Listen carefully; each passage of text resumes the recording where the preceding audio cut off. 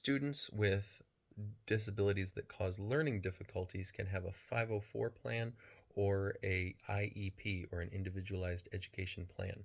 The 504 plan is faster, it doesn't require an entire team to create, and it is easier to enact. However, it does not include any funding, whereas an IEP is developed by a team of people that know the child, including the child themselves sometimes, and it has funding or possibilities for funding for the accommodations that they deem necessary through the federal or state government. The colleges, however, do still fall under the Rehabilitation Act, which is where the 504 plans come from, but they fall under a different subsection, so they have a little bit different rules. That means that they are not required to continue the accommodations from an IEP or a 504 necessarily.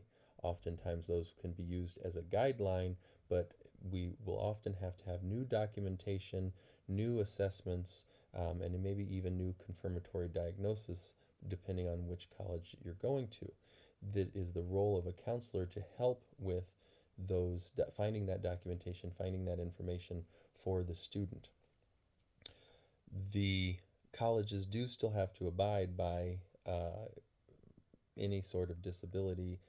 They're supposed to have accommodations for that, and oftentimes they will have entire departments for disabilities.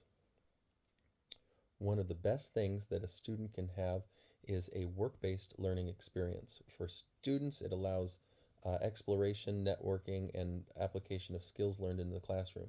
That's true for all students, but students with disabilities will also learn how to practice discussing their disability, and it lets them implement accommodation strategies. This is incredibly important for them to deal with, to create a sense of potential success and enjoyment in their positions.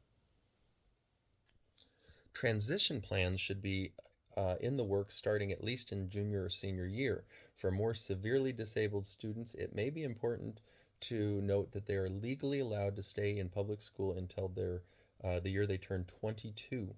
That extra time can be used to work on job skills, find out local community places that could possibly be a position of hire, or research other work placement options.